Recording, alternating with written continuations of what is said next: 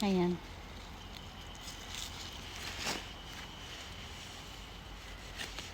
Ang dami.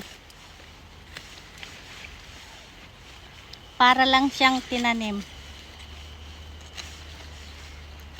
So, gagapasin lang guys. Para siyang, ano ba to? Para siyang kangkong dito sa ganito niya. Ayan. Tapos, napakabango. Celery po ang amoy. Masarap to lagyan ng mga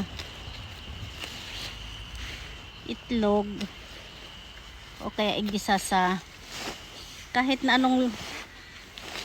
anong luto pwede siya.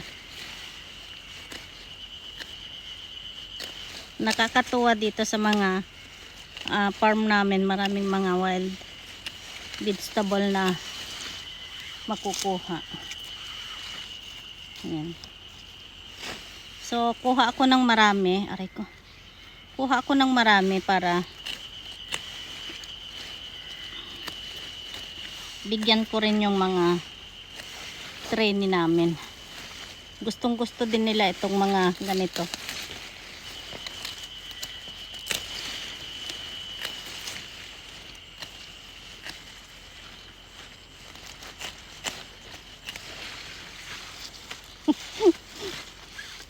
Yan, ginagapas lang guys.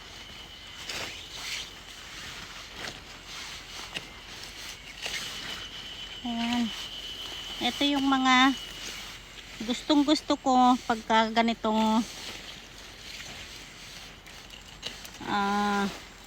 pa-summer na. Ayan. Once a year lang to. Tapos mga 2 weeks na lang ano na to, matigas na, hindi na pwedeng kuhanin. Pero ito medyo late na rin akong kumuha. So ang gagawin ko ganyan na lang, ito na lang yung igigisa ko. Tanggalin ko na lang itong mga dahon. Maganda dito sa probinsya, maraming mga pagkain na makukuha. So ganito ang wild vegetable guys. Ano sa wild pasiri. Ganito. Dito lang sa mga tabi ng sibuyas namin. So nakakatakot dito sa bukid namin na to guys. Sa mga bukid namin. May mga lumalabas ditong mga bear, mga deer. Kaya may mga ito. Kuryente to. May solar kami dito sa mga gilid ng bukid namin. May ganito siya. May kuryente para hindi makapasok yung mga wild animal na sumisira sa mga pananim namin. Ginagapas lang na ganyan.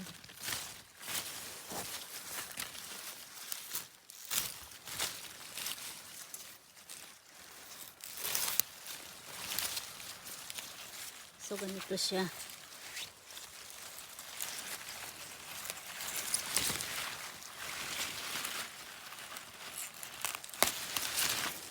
Ayan.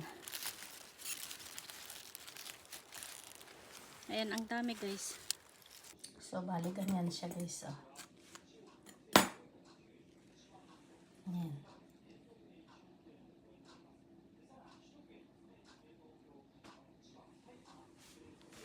Itong iba naman, ayan, ganyan siya.